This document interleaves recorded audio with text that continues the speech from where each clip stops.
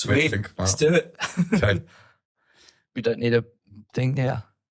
No. Do you want to do are we doing an intro or like Well, straight to conversation? Yeah.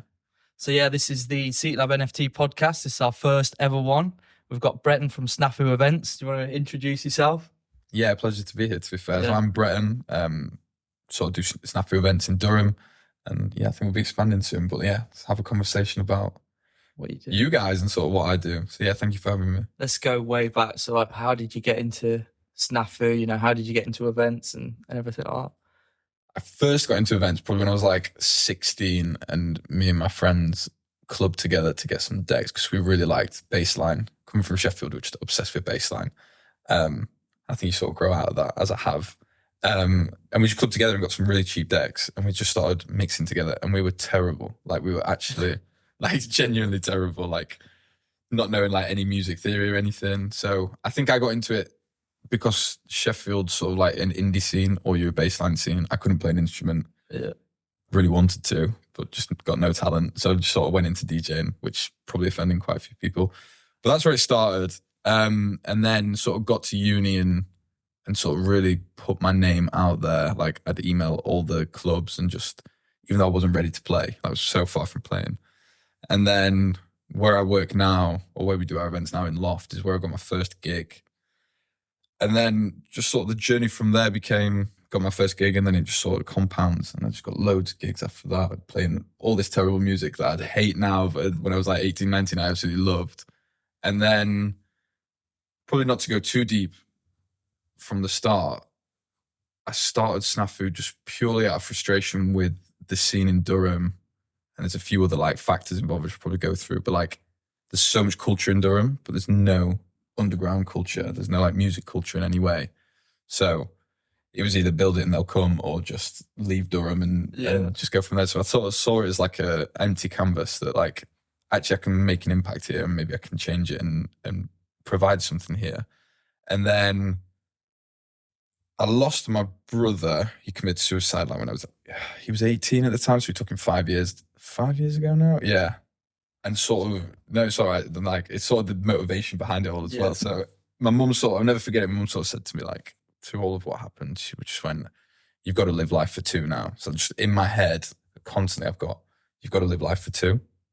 So I just took the leap. It was an idea at first, and I just took the leap based off that. And then, just got into it. Our first show was one of my best mates, Ben Profit. And then our next show was Sammy Virgie in a 200 cap venue. It was just crazy. I don't know how I managed to convince Sammy to come all the way from where he was and just sort of play in this 200 cap venue to like, it was just crazy. It was absolutely crazy. The floors were bouncing and stuff. I've seen all the pictures as well of everyone at your events, and they just look like they're having literally the time of their lives. So yeah, when you see that, you know, how does it make you feel? And there's no better feeling. Like there's no better feeling. Like I often think like, what would you get up and do if you weren't paid for it? And I think I've always just thrown parties for people, whether it's like a house party or whatever it is. I've always just thrown a party. So that's what I want to do. And just seeing people at your event that you've hosted, you've made for them, and you know, Sammy Virgie or whoever's providing the music, and everyone's just limbs everywhere. It's just the best feeling in the world. So yeah, it's just such a good feeling. Yeah, amazing. But I think like with Durham, there's not that much. It's called Durham for a reason. Like it definitely is. So when somebody exciting, like a big artist, does come to Durham, it's maybe one or two shows a term. So once they do come, everyone's ready. All guns blazing. Like, let's go. Let's have a proper party. And I really like that element of it. So yeah. Yeah. Do you think you'll always stay in Durham, or do you think? I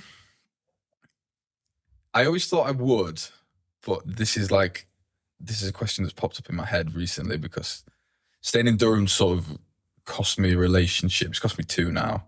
So just recently split with my girlfriend of like 2.5 years, just for the geography of it. And I think like working in this industry and working in this space, like it comes with a culture. There are certain things that just don't facilitate having a partner, if that makes sense. Yeah. Like it's the late nights in the clubs. It's like surrounded by alcohol, surrounded by like people making bad decisions. And like if she goes into full-time work, which she did, and I'm working weekends, it's just sort of when's the overlap? When do you see each other? So that's sort of what it is. But like, I do want to say that she was there from the start, and like she was instrumental to all of this. So it's not like there's no animosity or anything. But like, yeah, it's hard. I'm not sure whether I will stay in Durham.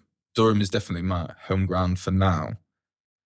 But then just because it's safe doesn't mean I should stay there, if that makes sense. Maybe I should go and challenge it in other ways. But like, I think I will stay in Durham for quite a while because there's a lot of projects coming up in association with like the council and the university and stuff to throw like maybe mini festivals, or like the council want to do an EP recently. They just commissioned me to get like a huge artist to talk to some physicists about like just the law of space and all of this, and just I don't really know what they want fully, but basically they want to do an EP with a really big artist, and then it's like sampled with conversations and stuff with nice. Like leading physicists. And I thought it's a really cool idea. I don't know what it'll materialize into, but so it would be like a track, would it? Like a? I think it would be like an LP, like a full album, really. Just different. I don't know how it's going to work. It was a conversation I had like last week, and I think there's a lot of opportunity in Durham because there's nothing there. So if I was to go to Manchester, say for example, or Newcastle or Sheffield, there's already a scene there. So then you're competing with other people, and I obviously I don't mind competing with other people, but like if you've harbored a community for so long in a certain space, there's no guarantee that it'll just transfer to another city because every city is different, really. Yeah. So is Durham the place? I'm not sure. I absolutely love the place for now.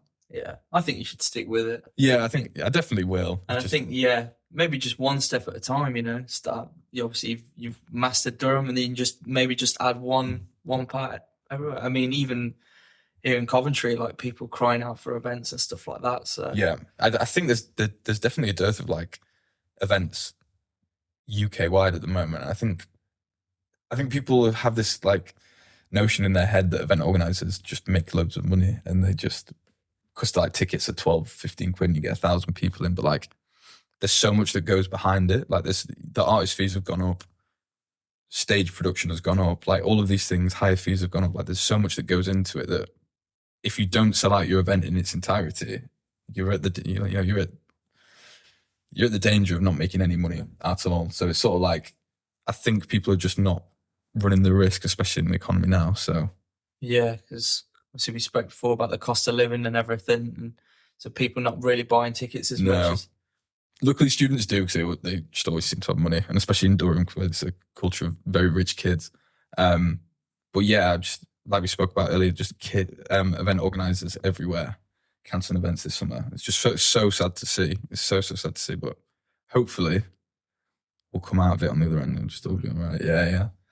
I mean, obviously, before you said about having like numbers in your phone and stuff like that, who's like the artist that you looked up to before that now you can speak to, or have you got any cool stories about that? Or yeah, I mean, I could actually go through every event, because I think we're on SNAFU. By the end of the summer, we'll have done SNAFU 14, so only 14 shows in. But I mean, Barry Constwin was a funny one, because I booked him having loved his music. Sort of around the same time he started producing music, I lost Nathan, and a lot of his songs are like, everything's going to be all right, and like they're very helpful in making you feel good. So I booked him way before he sort of blew up, and then he sort of arrived. He was the nicest man I'd ever met, and then his girlfriend Shireen came, and we had a great night in Little Odd Fabs, like a 200 people club. And then when I meet him to pick him up from the station, he's like, "Oh, this is my third ever DJ gig," and I'm like, "Oh." That's so ironic, by the way. Yeah. Like, oh shit, what have I paid for at this point? Like, but like, and then he played and he was unreal, and he clearly been mastering it for a while. But like, he's one of the first I've seen that is a producer first and then a DJ after. Someone I respect the most, I think.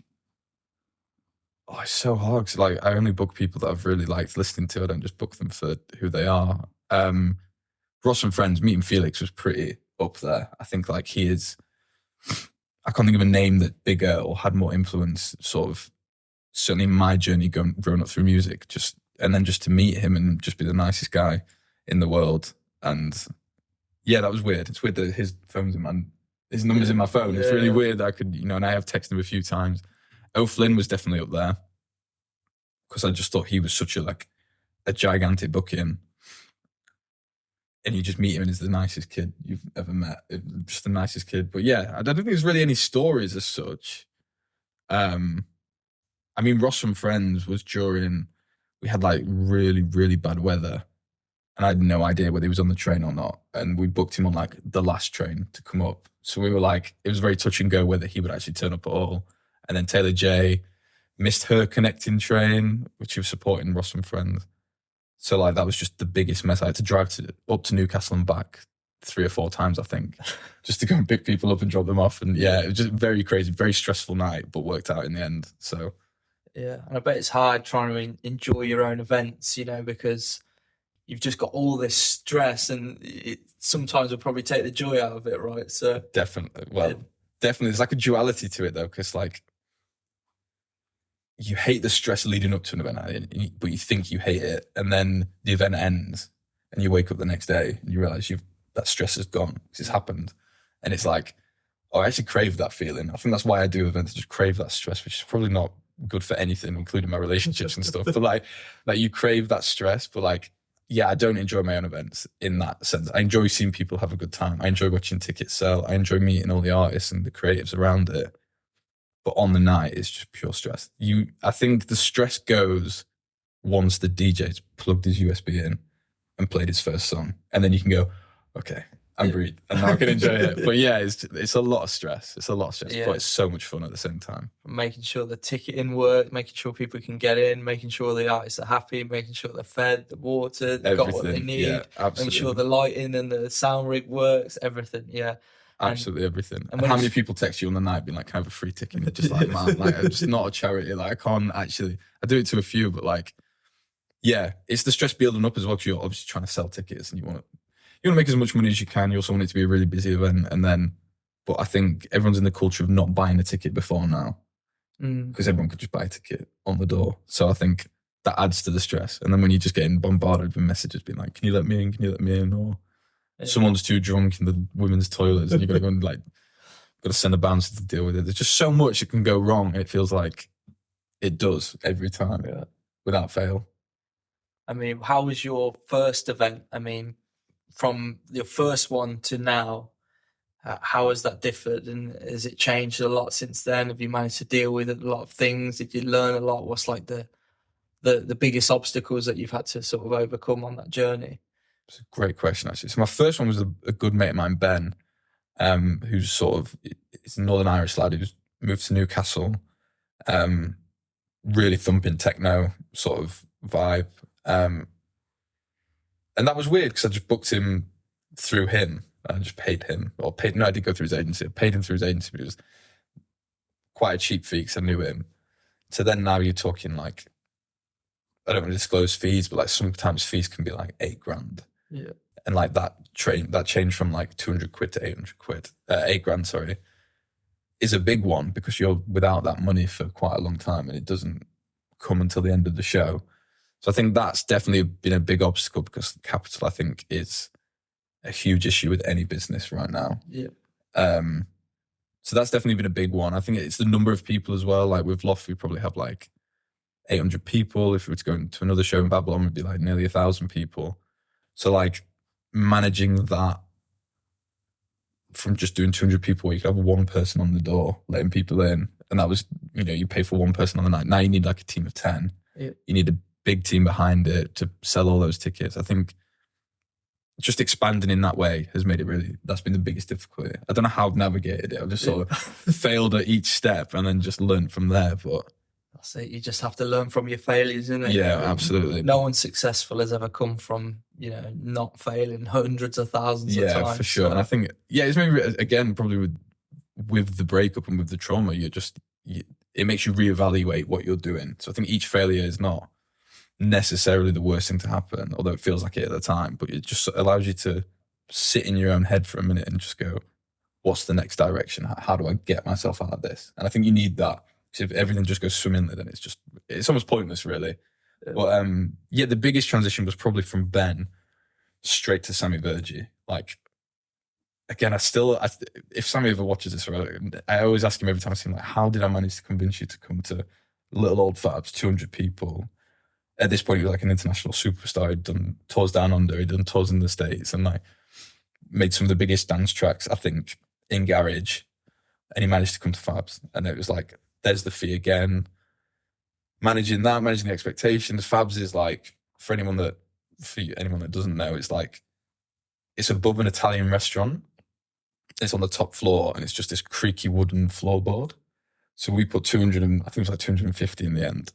And obviously Sammy's playing his belt in Garage and bassline and stuff, and everyone's jumping. And I'm not kidding when I say this. I genuinely thought the floor was going to go through, because like, you know, like how do I explain this? Like a village hall almost, and you can sort of jump on the floorboards and they'll move up and down with you. Yeah. It was like that, but 250 people just jumping at the same time. I was thinking, if this does fall through, am I going to go to prison or something? But like, it's that anxiety in your head when you're running an event that you think of the worst possible outcome.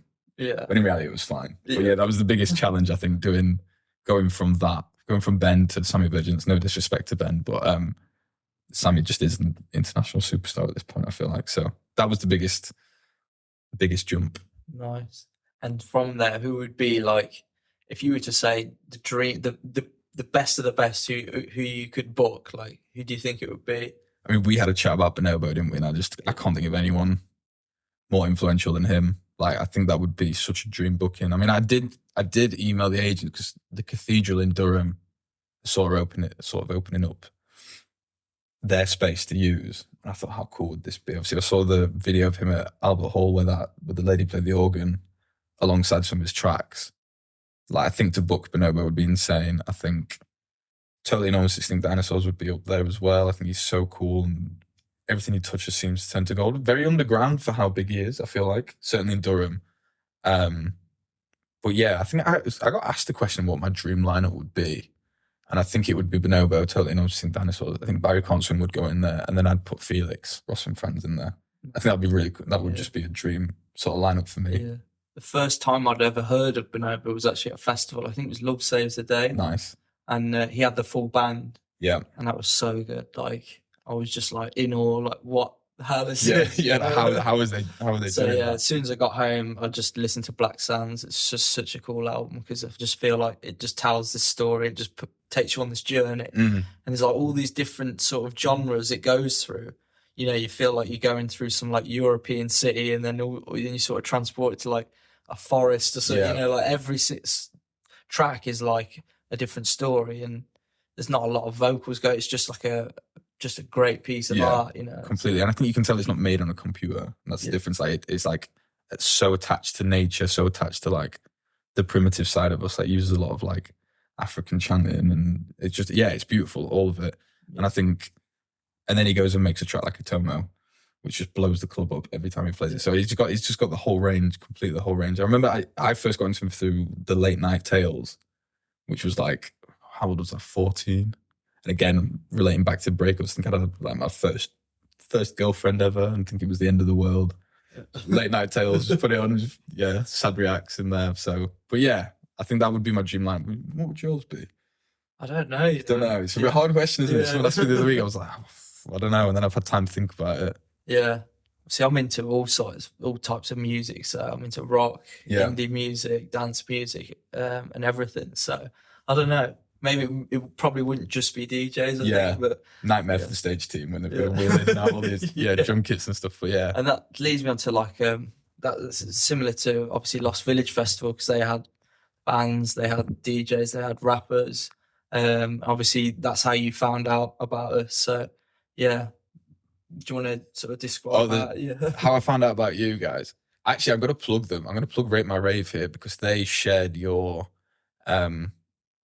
I can't fully remember what it was, but I think you had like a fund to sort of launch Seatlab that was like, you're going to give like certain creative people X amount to implement it. Like, and you were talking, some of the ideas that you guys were having were insane. It was like 3D modeling, or like augmented reality through your phone and stuff, and it was just crazy ideas. Like, that's just beyond the cool. And this was when the sort of festival idea approached for me. So I was like, if we could merge the two here to try and do a festival with augmented reality through Seatlab. And that's where the idea came from. I think I sent a portfolio interview. I can't remember who in your team read it, and I think Joe got back to me. And then just from there, I was like, I want to start using this. And then I saw that you launched a competition. I think this is when you just started, so you've not really got that reach just yet. And I would just message all my friends, I messaged my girlfriend, my mum. It's like, can you just enter this competition? I really want to go to Lost Village.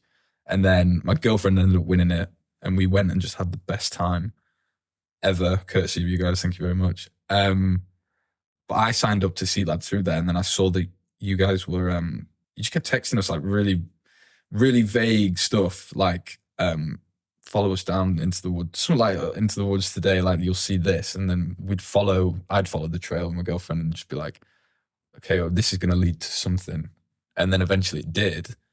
And yeah, I think it's called the Arcade, I think. And you guys set up like the most amazing backroom secret thing where nobody was really queuing for it. It was very like secretive. And then there was just like this laser show, basically. Like, what would you call it? A laser show? Like, what? It was like it was a light show. It's like, I think it was just loads of projectors, wasn't it? And but everything was completely immersive. So every wall was all linked together. So you were sort of within a light show, you know, it was just happening in front, behind you, everything. So the best thing I can liken it to is like, you know, in Star Wars when they go through hyperspace and all the lights come towards you like that. That's what it was like. It was just complete immersive experience in just complete darkness with just these amazing lasers. And then there was like a symphony behind it. It was just amazing. It all just worked together. I can imagine a few people who went there were probably not in the right headspace for it. As in, like, they were probably on something that like enhanced it a lot more. I've seen a lot of people in there. Like, just lose their minds. They all enjoyed it. Yeah, no, certainly enjoyed it. And luckily we were just drinking, but like, I can imagine a few people lost their minds in it. And then I fell in love with what you guys did, because I thought that's so cool. That's, you know, a lot of events now just book a DJ, hire a space, and that's it. You just turn up and you go. And I was like, this is cool, because I'm now having a journey within a journey. Like I'm going on a journey within Lost Village. I can just go and see the music, or I can follow this journey that you guys are doing. And then I had the idea to do like secret sets.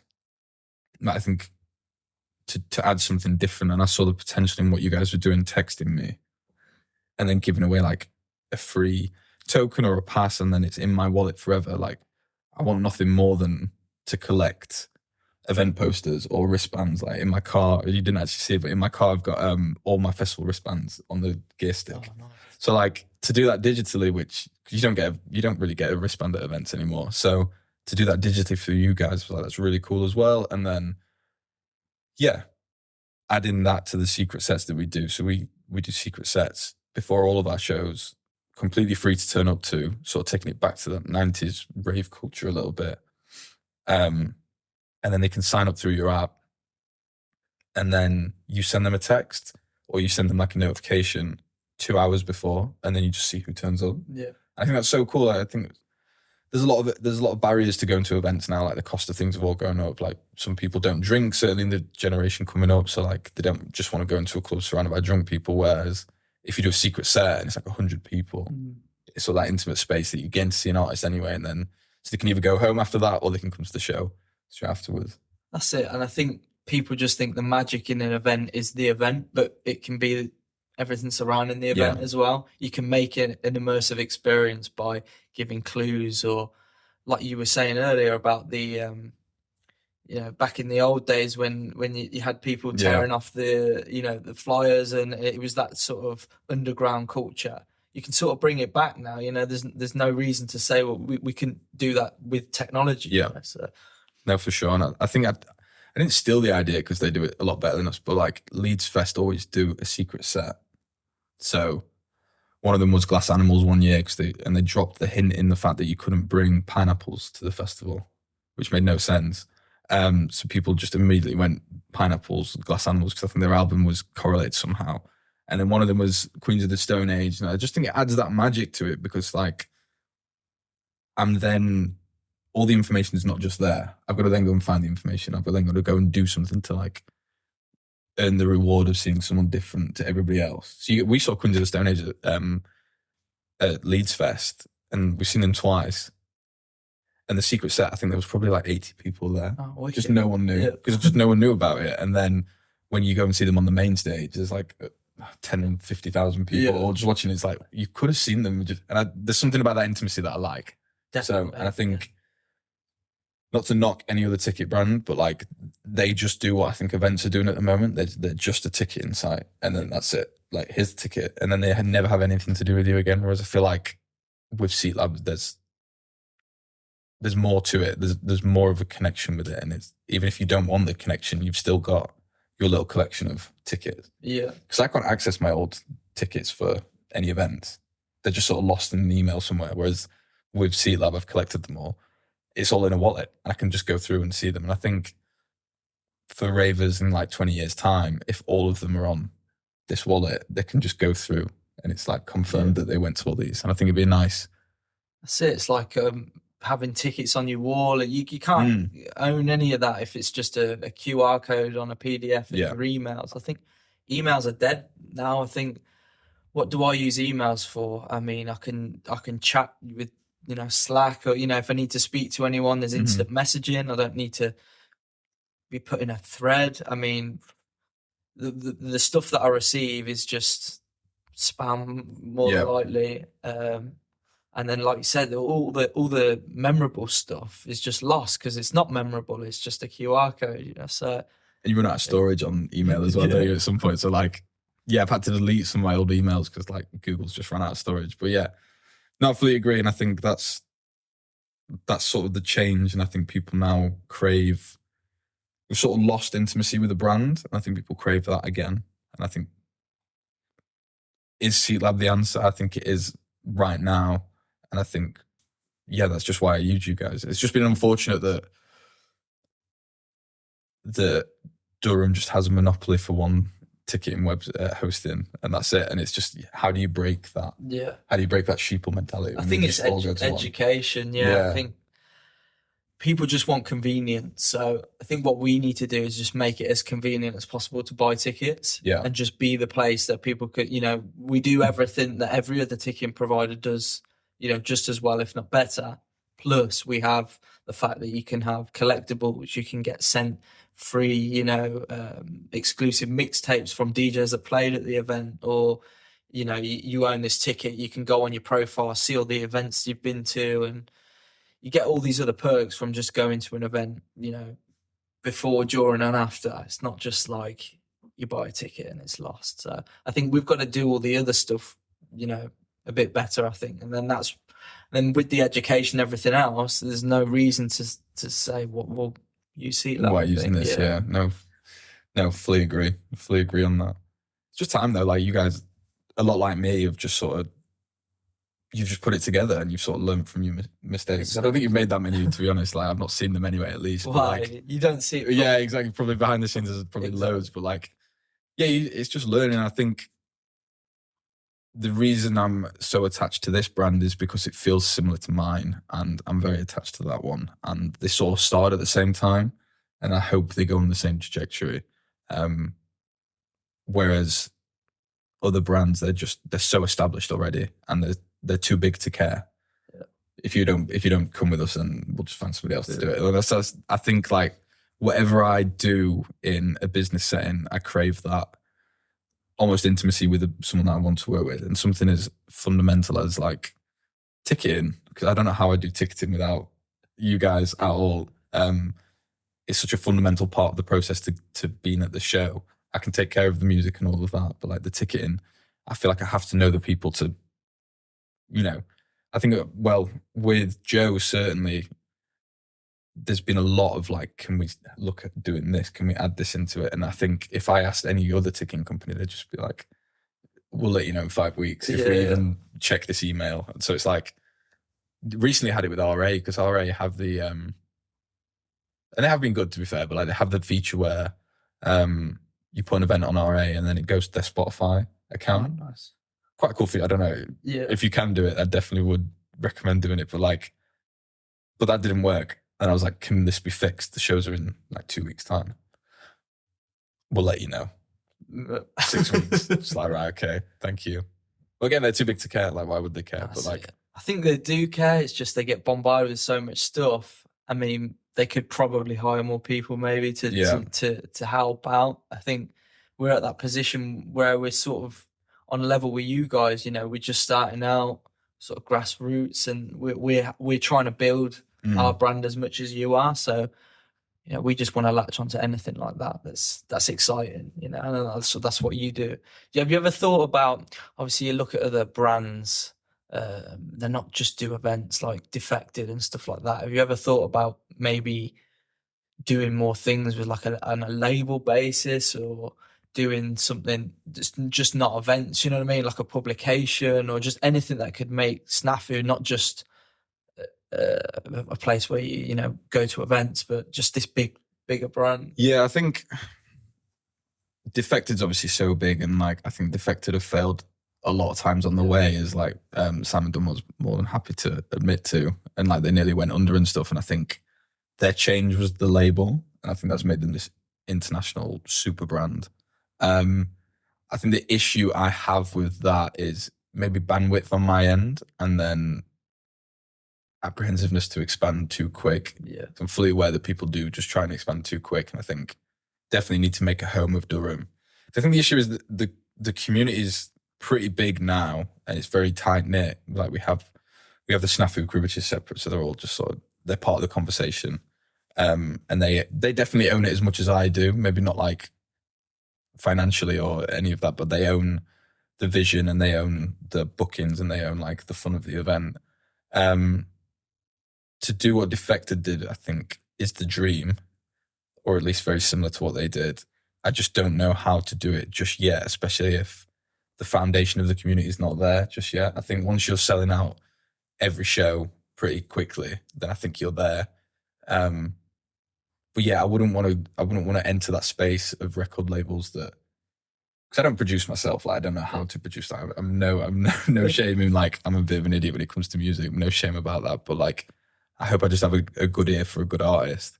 Yeah, that's all you need, though. Really. Yeah, so I couldn't enter that record label space and be like, I can produce this stuff, or I know that that's a really good track for that. But I did have a friend, so we set up. We didn't set up. We inherited a thing called Rotate, which is like the Wednesday night sort of grassroots community for dance music in Durham. With a guy called Isaac Green, who's known as Zephyr, and he's gone on to do Steppers Club in that same way. So they've sort of got that. They've got the events and the record label and the community around that. So it's a very similar sort of thing. But he's obviously based in London now, and he was a very good producer to start with. So he'd made like some really good tracks, some garage tracks that I just don't have. I think I know my limits in terms of that. If there's space in the future for me to collab with people that are better than me at that, because there are a lot, and I know that, then I would definitely do it. But yeah, I think the plan for now is just to really make the Northeast something quite cool, and not just this dearth of culture that we have at the moment. I think like we've done a few events in Newcastle with a friend of mine called Henry who does Chain Reaction, and they've gone really well, but like just Newcastle at the moment just seems like it's really, really, really struggling, especially when you compare it to like Sheffield and Manchester at the moment. So yeah, I mean, we'll see. We just need to make the Northeast attractive for now, and hopefully we're just a little piece in the jigsaw. We'll see. But yeah. Obviously, you said you've got this sort of team now, the SNAFU team. What of them people were like friends from school? Like, do you speak to a lot of your friends from school? Are they supportive? Because I know from personal experiences, it's crazy the kind of people you meet and the different people you meet along the way, and it's interesting to see who's still about. You know? Yeah, no, definitely. But I'm very proud of the fact that my friends, my best core friends, have been my friends since I was 11. So I met them at secondary school, and I'm still friends with all of them now, and that's like my core friendship. My best friend I've known since year 7 as well, and continues to be my best friend, which I think it's quite rare for quite a few people.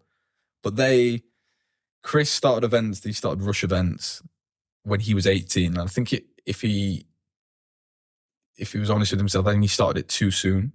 And I think it's sort of, he's fallen out of love with doing events because he maybe started it too soon. But they were really successful. So he supports me all the time with stuff like that. And then my other friend, cannot stand dance music. So what do I really do? Like, one lives in London, one lives in Sheffield, and then they all just live at home. So like, they're just not into it in any way. And then I'd like to say that my uni friends then are really supportive and they love dance music, but they don't. They equally hate dance music. So like, whenever I had a house party, they would just be like, I'm going to go to bed. So there was no one really around it. But I think what SNAFU is, certainly in the context of Durham, like Durham just produces this almost same person all the time, because they're all from the same private schools, they're all from the same area, and they just seem to produce one person that's just into one thing, which is pop music, really. So then the community around us are like almost like this collection of like, what would you call them?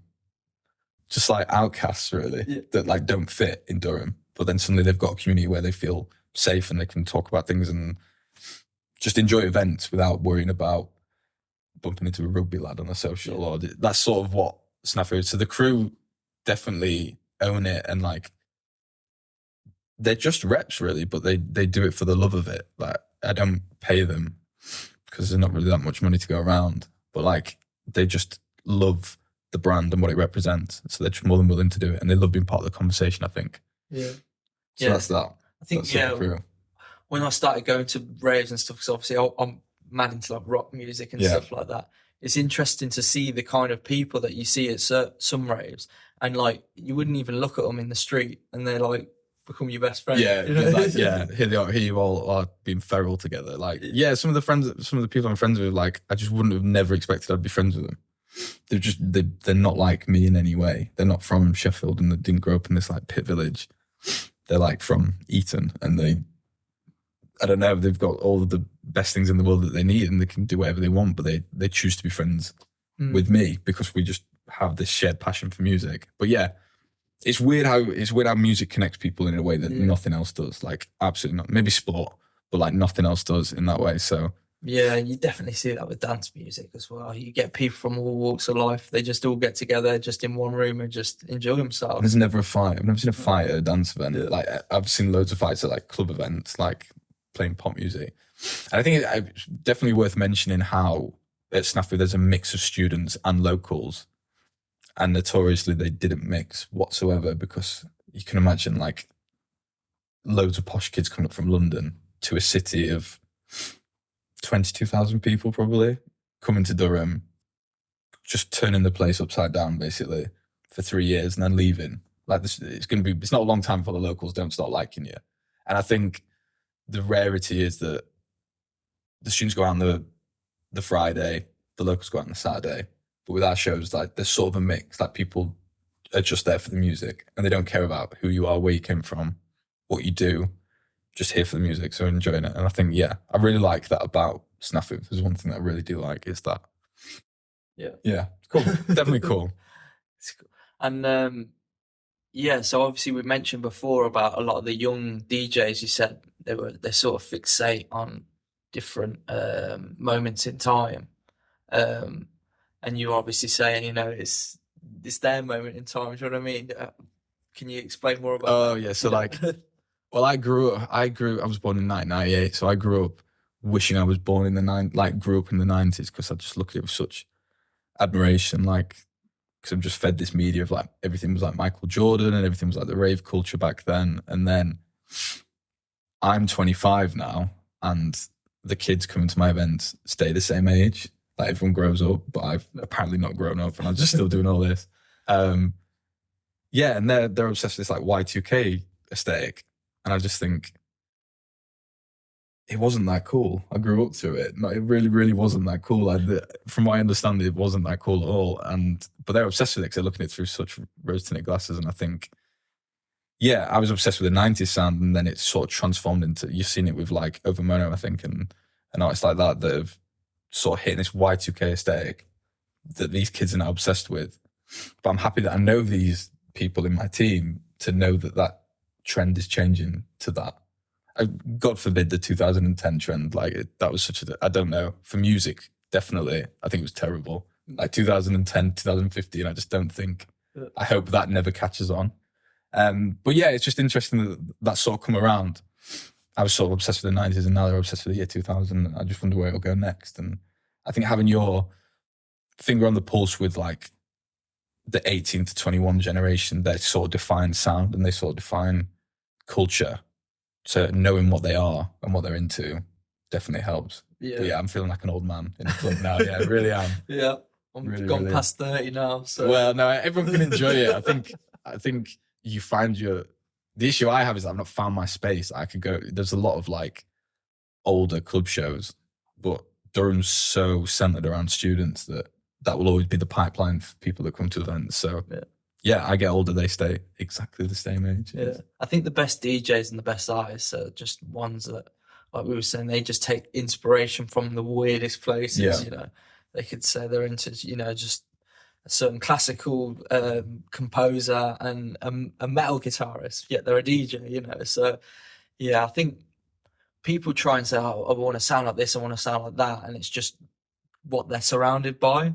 I think the best DJs are just like, or any artist just take their inspiration from the craziest of places. And I think it's like, yeah, I think if new people coming up, they see that there's this sort of new wave where if it's just one artist coming, it's just completely different. Mm-hmm. As soon as they latch onto that, I think that's what is exciting. I like seeing like new beginnings in artistry, and then you see sort of like once someone's really sort of like gone there and people love it, that's when you start seeing everyone sort of copying. Yeah, well, Fred again is the name coming to mind right now for sure. Yeah, I mean, like Arctic Monkeys, when they had that classic like rock sound, and then they've sort of transformed into this like piano based, almost bluesy type music, and that's sort of their transition. And I think definitely an artist that I think has done that the most is Zero, which is Christian. Like he did a secret set, and he called it the Anything Goes, and he literally played anything. Like there was nothing for someone who's rooted in bassline and rooted in like garage. He played everything. Like nothing was off the cards, and I think that's the way it's going. Like, yeah, there is a story behind this. I think that's definitely the way the sound is going. And I worked for a guy called, I forgot his name actually, and he launched a brand, and it was just melodic techno.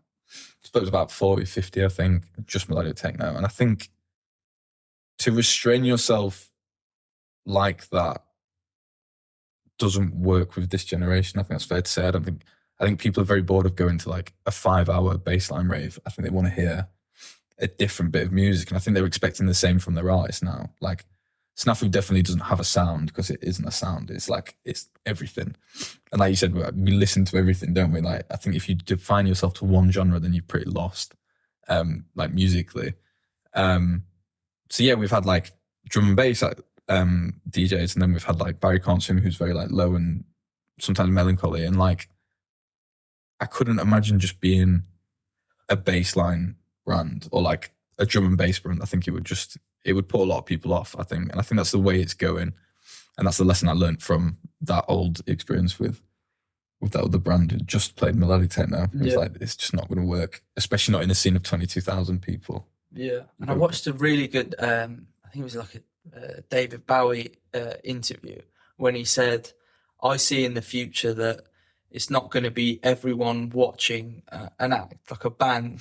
It's going to be the act, whatever it is, a band or whatever, is going to be integrated with the crowd and sharing an experience. So it's not like the audience is looking up, because that's what happened when you're a rock star. Everyone's looking up at you and you're controlling everyone. It's like, no, it's not about that. The artist is working in conjunction with the audience to make an experience that everyone can enjoy together. Yeah, feel part of. Yeah. It's just primitive, isn't it? Like when I think about like people just go and dance and listen to music, it's so primitive. Like it's based on our ancestry and what we do. And I think going back to that, and you got to give credit to like Boiler Room for that, because maybe it did happen before, but I've never really seen it. But Boiler Room definitely kicked it off, where the DJ was the center and the crowd could really feel like you could touch the DJ and sort of do it. And I think within that, I think DJs have now seen that they don't just want to be someone that is on top of a stage and they just play music. And whether you like it, you like it. I'm not interested. They're now like, I'm going to play a bit of everything. I think I saw Young Sing play like Vampire Weekend. at his boiler room, which for a club show just never happens. Everyone's way too serious for a club show. But the fact is, at a boiler room and is integrated with that crowd and it's an experience together, he just wants to have a good time with them. And he knew that everyone would go crazy for that song, which they did. But yeah, I fully agree. David Bowie is a visionary. He definitely knew it was coming, didn't he? Yeah. I think, growing up, I was sort of also, when I started seeing like DJs and stuff, I never really got it straight away. It took me a while because I was just like, what? How can this person just play other people's songs? Like, I got it if you made your own and then you played it, but just these people playing, other people's songs, like, how can that be art? You know what I mean? But when you get into it a little bit more and you find how they can pick the most random things and build it into, it's not just a song. It's like, no, it's the whole collection and putting it together in a journey. DJs that can take you on a journey by using different elements of different songs, and not just playing other people's songs. I mean, if you go to a crappy club night, you'll get what I'm on about. It's just, they're just trying to please people, just playing all the hits. But I think there is artistry in not even ever being able to make music and still taking people on a journey. I think, the best example is it Virgil Abloh that said one of the most creative things you could do is try and blend two tracks together. I think that was a quote of his, and nobody quote me on that. Yeah. But for him to say that, who's probably like the leading creative for fashion and one of the most creative people to have ever lived, for him to say that like blending two tracks together is insanely artistic to me. I think he is right, and I do think people look at DJs now, I think, a little bit differently in that they're so glorified, and I think DJing is quite easy to do, but I think the mixing part of it is, at least, but making that journey, like you said, no one does it like Bonobo does. No one takes you on that journey like he does. Yeah. Like that's where the true like artistry comes from. But I think anyone can just throw a mix together now. Yeah. But and I'm not claiming that I'm one of those that take people on journeys, because I'm really not. But I think I would understand why you struggled with DJs, because I think it's like there's not that much skill involved in it, especially compared to like playing a guitar or playing piano. And I think if I can do it, if I can start to DJ because I couldn't play an instrument, I think that's sort of where that negativity comes from, or maybe that misconception of what it is. But in the same respect, I've had like some of the best nights of my life watching DJs. Yeah. Why is that? And they probably played maybe 3 or 4 of their own bits of music, but they integrated all things that they're influenced by and everything else. Mm-hmm. They took you on this journey, and it's like, well, I enjoyed it, but why have we got a problem? Why have we got a problem? Yeah, I suppose. Yeah, but I think that's where the first initial misconception comes from. So it just looks like you're not talented in any way. Yeah. But then I think once you actually get into the core of it, you meet some of these people that are DJing, and they're such a stage presence, and they're such, not from who they are, but just for their music, that everyone stops and listens. Like I will never forget when Felix played. It just felt like the club stood still, just watching him just play what he plays, and he's just playing tracks together. But like they're all so beautiful, and they all take you on this journey. It's just amazing. It's amazing to see. But yeah, I fully agree. Some of my best nights have been watching a DJ. Yeah. So one day, hopefully, I'll get there. We'll see. Do you think you ever play at your own events in the future? Or? I'm just too stressed. I couldn't enjoy it. I really couldn't enjoy it. I think I'm going to do one we've got a show with Scarlett O'Malley coming up. And yeah, she was our first show this academic year. We just did a terrace party, and she came back to an afters. We're all very drunk, and we just did it back to back. And I thought that was really cool. I really enjoyed that. I've not actually DJed in so long, so I'm going to do it again. It's sort of come full circle. So, but yeah, for a big club show, I couldn't enjoy it, and it wouldn't be fair to do that to the crowd or myself, because I'd just be constantly like, is the door okay? Like, is everyone okay coming in? Like, tickets being scanned, blah, blah, blah. And yeah, I think that's the price I've had to pay for organizing this. But like, equally, like, there's a lot of talented kids coming through Durham that notoriously before were never given the opportunity because it was just such a monopoly on it. So I think I definitely want to give those kids their chance, because for them, supporting someone like Conductor is the biggest thing in the world, and that's hopefully then the start of their journey into whatever they end up in. Is crazy music industry that we work in, but like that's the start of their journey, and I'd rather facilitate that than have a terrible time DJing myself because I'm too stressed about everything else. So I'd definitely rather facilitate that, and I think that's how you form that family. Yeah, I think because I think so. I'm hoping so. To be honest, that's why I do it. But like, you form a family based around trust and giving them trust and giving them respect for what they do, and then hopefully they return it. Yeah. Yeah, I know hundreds of promoters and stuff, and 80-90% of them don't care about anything other than the bottom line is like how many tickets you're going to sell. Even to the people that have just started. So it's a breath of fresh air to hear that. I think Durham's too small to be like that, and you'll get found out pretty quick. And it's also just not who I am. It's just not who I am in any way. Like, it's always about the future and who am I? I'm no one special.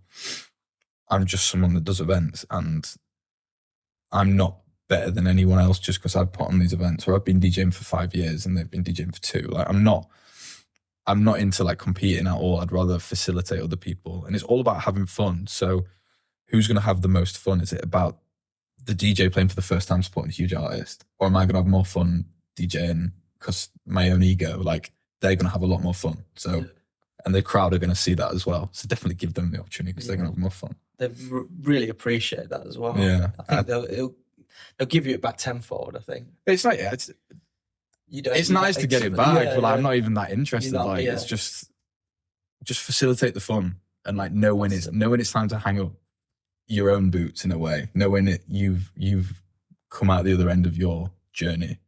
And I think I still love DJing. I still DJ on the Wednesdays, but I DJ a lot less now because I've got 3 others that are so hungry to learn their new sound, and exploring like how different mixing techniques. So it's like, now's time for me to step back and facilitate them. And then next year will be a new generation. I'll go step even further back. So yeah, it's just facilitating fun. But I know exactly what you mean. There's a lot of promoters that just care about tickets, which I get because it's their money. But it's a hard industry, but you've got to be careful. If there's an up and coming act, you can't basically go, well, I don't have to worry about selling tickets because I'm going to get these kids or this young one to sell tickets on my behalf. So I get it, and also I don't, But in my eyes, though, like, yeah, do you know when the day of reckoning comes and it's the end of your life? Like, and you're just like, what sort of person was I? Yeah. Are you the person that used kids to sell tickets, or are you the person that gave that kid his first opportunity into a music career that potentially might go nowhere, but it also might go all the way up to the top? And it's like, who do you want to be? Define who you want to be. Make the decisions now. And I think that's where I'm at. And by no means am I saying that any kid can just message me and they're just going to get a set. Like, I think there is a process, but like, there's a line between the quality that you put on and giving them the first chance and just putting anybody on for the sake of selling tickets. Yeah, exactly. Because like, you've seen it with like, I don't know, is it Paris Hilton and stuff? Like, she obviously can't DJ, but she's selling tickets. Yeah. So it's like, do you want to be that, or do you want to be the opposite of that? I think it's an easy thing to do if you're a celebrity. You not do it well, obviously, but I think a lot of celebrities are like, how can I make extra money? And they'll go, I'll become a DJ, or I'll sell an NFT collection. Yeah, it's like Anna Deck and stuff. Like, you just seen it everywhere. Like, loads of DJs are just I think, again, because it is quite easy. Yeah. I think once you understand the fundamentals of music and you understand the fundamentals of mixing, it's really quite easy then. But that, again, the good stuff comes from making that journey. Yeah. How do you create a journey? What makes me laugh is, you remember Barry from EastEnders? No, I don't think I've ever watched. I didn't really watch EastEnders. No. Is he now a DJ? Yeah, he does a thing called karaoke. So okay, that's quite funny though. Like, there's always space for that though. Like, there's always space for that. But I love them club nights. They just invite like the Wildstone Raider or. Well, we've had a few in Durham like that, but like, it just puts a bit of a mockery on someone that's really is a good DJ, and I think that's probably where we get the notion of like, DJs aren't really artists, because like Barry from EastEnders can do it, or Paris Hilton can do it. So like, they're not an artist, but again, it's just 2 different forms of everything. You can either be a beginner or something, or you can master your craft in anything. I think, and the events you're putting on are people that are masters of their craft. So Well, I think so. I hope so. But again, that's a duality in my head. It's like there are artists that I really want to book, but I know just wouldn't sell in Durham. But you want to book them, but where do you navigate that? There has to be like a balance, and it's like I really want to book certain artists that I just know won't sell any tickets. So I'm just paying for my own death at that point, and I just for me to maybe enjoy it, even though I don't enjoy my shows because I'm so stressed to do it. So it's like, yeah, it's a weird balance, but I think that's business. It's a constant argument with your head and your heart, and it's trying to find that middle ground of, doing something that you love and your personal sort of passion, but then also being like, okay, where's the middle? Where's the profit? Yeah. And it's really annoying because I wish I could just, like I said earlier about like, would I do this if I didn't get paid for anything? No one got paid for anything. Would I do this for free? Yes, I would. But I'd also like to do it now for free. Like, I'd love for people to just come to it because I think certainly in my uni experience, like I had to work for. I didn't get paid. I didn't see any of my student loan. I had to work all the way through it, and there were definitely barriers for me to go into events like that. And like, what 18-year-old can really afford like a Leeds Fest ticket that's like 360 quid or whatever it is now? Music should just be free. It should be accessible. I wish I could make it accessible like that. But again, money just talks. You can't do it for free. You can't be a busy fool, really. So yeah, it's a really weird duality. But I think with SNAFU, they're definitely, to see the artists that they're seeing, I think they're the cheapest that they'll ever find them. And I actually truly mean that. And I truly think that. And I think that's just, because we had a few people moan recently because the ticket went over a tenner. Yeah, and it was like cheap. Yeah, it's still cheap. And it was to see Sammy Virgie and Zero together and a pre-party before with Zero. So you're getting like 7 hours for like I think it was 11 quid. But then you see like Sammy Virgie like we're playing Leeds and he'll be 25, 30 quid. And I think sometimes maybe I'm just being a fool because like why am I doing this? But I think for anyone that did moan, and I'm talking to you guys directly now, like it is the cheapest you'll find it across the UK. Like fundamentally, it's just the cheapest you'll find it, and that's where my values lie with the music. I want to make it as accessible as possible. And it's just a great time.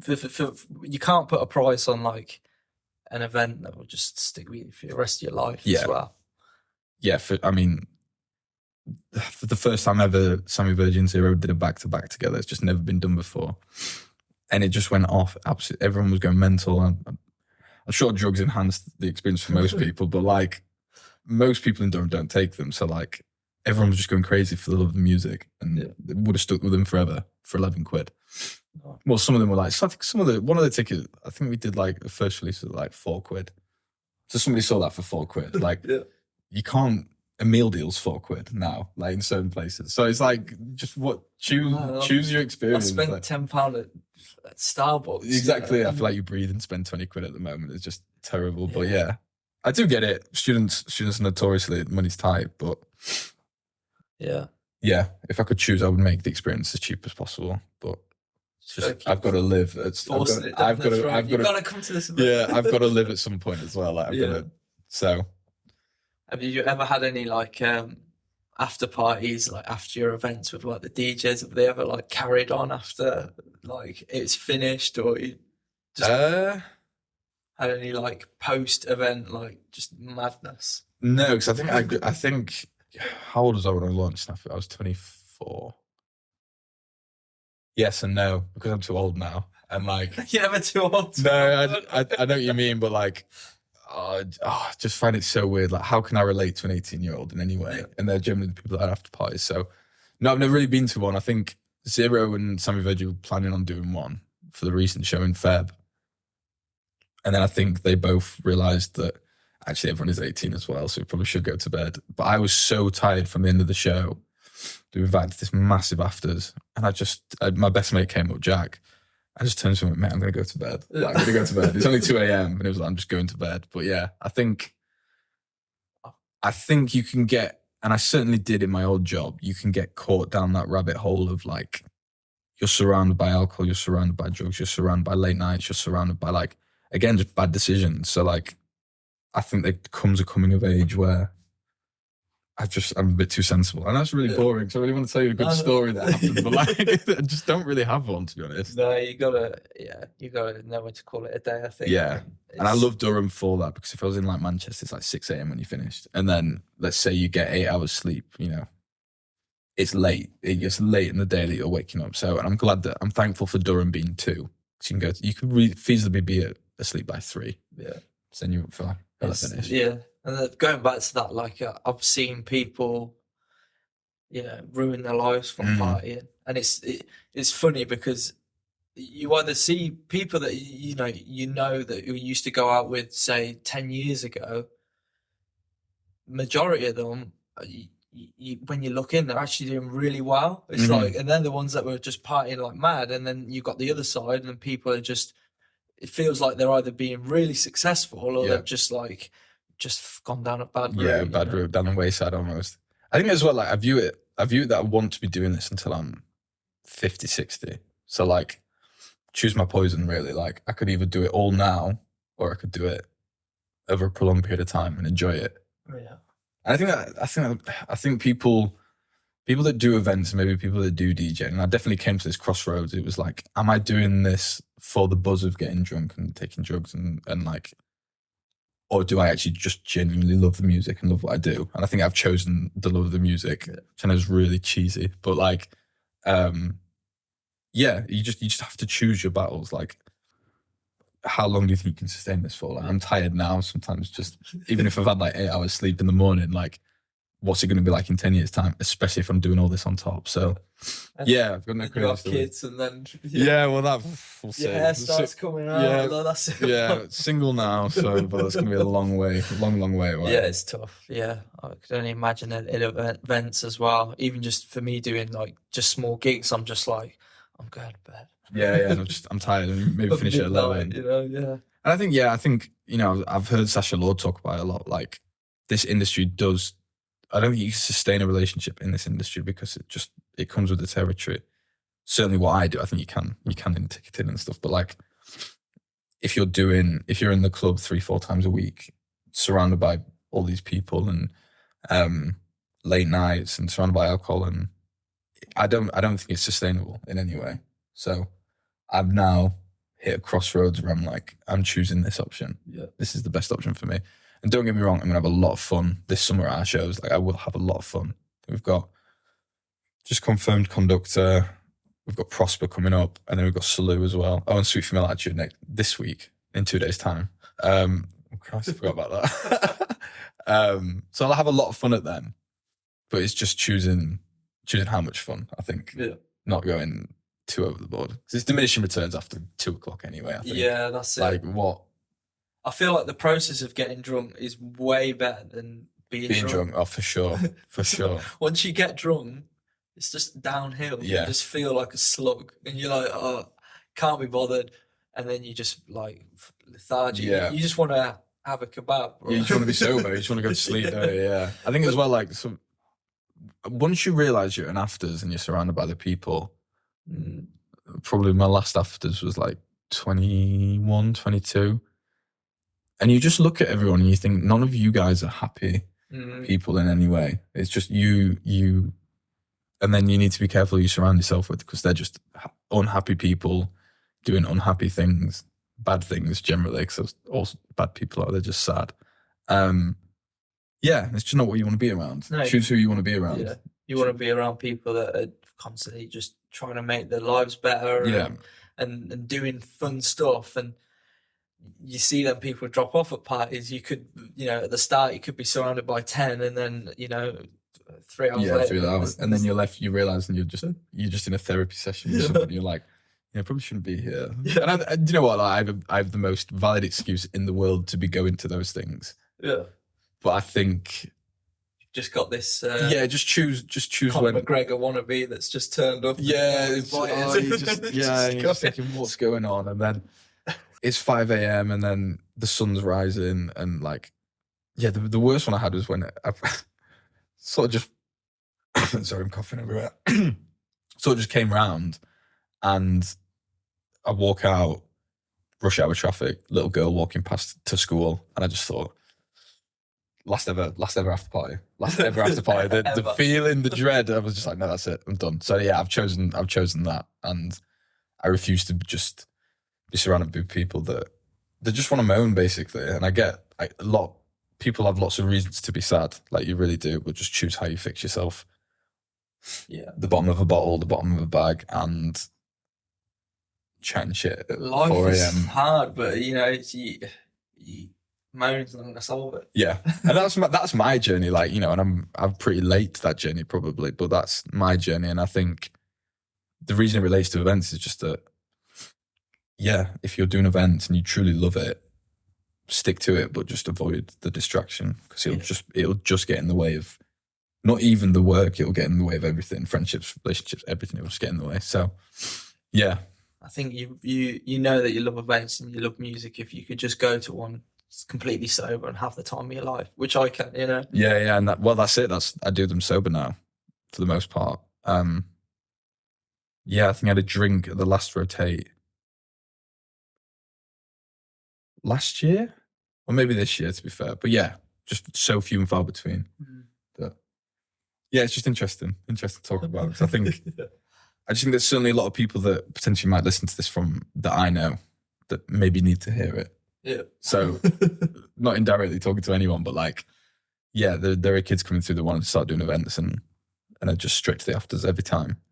Yeah, and I think as a musician, whether you're a DJ, you're in a band, you know, if you just watch that Avicii documentary about, you know, the fact that he just got, it wasn't just the drink, but obviously that was to mask obviously his insecurities, and I just felt sorry for him, like the constant hounding that he got from his managers, and the fact that he had to just keep doing so many shows. It just ruined it. What was the number of shows? It was something like 20 days off, wasn't it, in a year or something? Yeah. You just think, like, how is that sustainable for anyone? I think especially the loneliness, like these events can be lonely. So like I've luckily got that community around me, but they'll graduate next year, so they've got to find it again. It's like constantly finding. And I can imagine for a DJ, when you're meeting a promoter, it's like you're meeting, if he's met 320 promoters in the space of a year, it's just such a fake connection that, yeah, so it's finding that connection with people that truly care about it all. So if you were that successful, that you don't need to do that many shows. No, that's true. That's true. It's sad, but it's what happens when people take advantage of creatives as well. Yeah. I think they're the most vulnerable people, you know, creatives, because a lot of the time they're quite introverted. You know, all their emotions go into like their craft. You know, they don't speak out about how they feel, and then you've got these people that are just money. They're just the sales side, and they just go, right, this person can make me X or the company X, so like let's just utilize that, and they don't put feelings first. So I mean, it'd be a better world if feelings came first, but unfortunately we just don't live in it. Yeah, you got to feel for him, because what was he chasing? He was at the top. Yeah. But I think that's the downside of your head. There is no ceiling. Whereas there is no ceiling for anyone, is there? Like, if I looked back maybe a year ago at the shows I'm doing this summer, I'd have gone, right, I've made it to my person a year ago. But now I'm looking to the future and being like, I need to do more. There needs to be more. And I think he's probably just at a point where he's like, I might be the best, maybe the best 3 in the world, but I want to be beyond the best. He's just pushed himself way too far. Yeah. Or he's been pushed there, I don't know. But yeah, it's sad. It's really sad. You've got to enjoy the journey. That's yeah. I think that's the weird part of maturity, isn't it? I think maybe I'm so far from mature, but it's realizing it's just not it's not the destination at all. It's not. It's similar to what I was talking about with events. When you do the event and then you finish, and there's so much stress, and then you realize you actually loved the journey of the build up to the event. You didn't actually enjoy the event as much as you thought you would. It's the journey to it. And then, yeah, I don't know what I'm going to do over the summer, man. I really, really don't. Because all the shows are finishing, final show on June the 15th. And then I'm a free agent until September. So I don't know what I'm going to do. Like, I don't want that time off. So I want to be doing something, but I'll figure it out. Which one are you looking forward to the most, do you think? From this summer? Yeah. Ooh. I'm picking my favourite child, I feel like. So I'm also going to go and meet them all for the first time. And if this comes out, they're like, oh, yeah, for the other one, dear. I mean, Salu's doing so incredibly right now, isn't he? Yeah. That would be amazing. Prosper, I've been trying to book since the start, basically. So I've always loved their sound. And Conductor is just probably the biggest name in garage. So, yeah, I don't know. I really, really don't. Do you know what, actually, I think the one I'm looking forward to the most, and this is the least fancy one, is Scarlett O'Malley, because I know her, and we're going to do it in a place called Head of Steam, which is like, I've never been skiing. Have you been skiing? Like an après ski event? Yeah. And it's like a DJ at the top. Skiing is like my favourite. Is that your thing? I've never been, but I always look at it with such like jealousy. So we want to do one of them, and it's Head of Steam, which I think is like a chain. I don't know if they've got one here, but they've got like a massive outdoor courtyard. So if the weather's like this today, Scarlett O'Malley playing all that beautiful disco that she plays, it would just be the best event. And I think that they're the better event. Sometimes a club show's not always what it's cracked up to be. So I'm going to say her as the safe option, so I don't offend Conductor, Prosper, or so. I went to snow bombing. Oh yeah, they had a great. They had I think the Fatboy Slim, MK. There was that lineup where they just had all DJs. Yeah.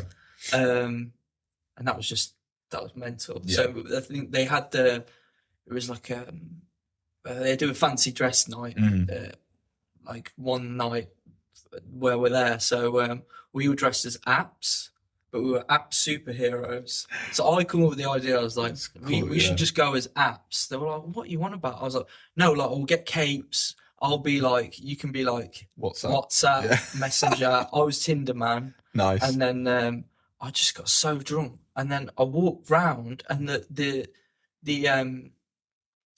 bouncers just didn't even bat an eyelid. I walked straight backstage. I was with Skrillex, Fatboy Slim, all of them, just dressed as Tinder man. Yeah. And they were just laughing. And then obviously it found out that like I wasn't meant to be there. So I got kicked out. And then I walked straight back in again. And then they kicked me out again. And then they were like, right, stop now. Anyone that's dressed as Tinder man, don't let him in. Don't let him in. Bouncers are actually the nicest people in the world for the most part. But yeah, that's so funny. How did no one bat an eyelid? So what were you in, a red cape? Red did you have cape, a Tinder thing? Red, yeah, big Tinder logo.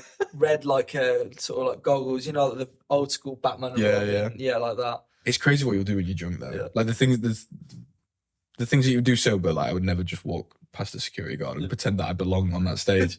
But suddenly you've had a drink and you're like convinced Skrillex wants to be my friend, even though I'm dressed as Tinder man. Like, you just want to do it, but that's I gave him his great first, story. you know, the mulled wine. Oh really? Yeah, I gave him his first. He loved it. Yep. Oh, and I just said to him, so I'm not a massive Skrillex fan, but I love the stuff that he did with Korn, because I just thought it was way different. So I was just talking about that, and then before I got kicked out. But he's just like, I don't know, he just thrives off collabs. I feel like he's been so successful on his own. It wasn't my sound either, but like he just lives for collabs, especially with like Korn, and like he's recently doing with Fred again and Forte, isn't he? He's just he just seems to own the world right now, just popping up everywhere. So I can imagine that was a very cool experience. I haven't really got one like that, to be fair. No, I haven't. Sorry, I've not been that drunk. I've got loads of different stuff like that. Maybe I need to get more drunk and just start pushing my way into places. But I've got a funny one with Zane Lowe. So when I used to play in this band called Flygon, Zane Lowe was like the guy that you'd go, because he was on BBC Radio 1. He was like all the the new music stuff.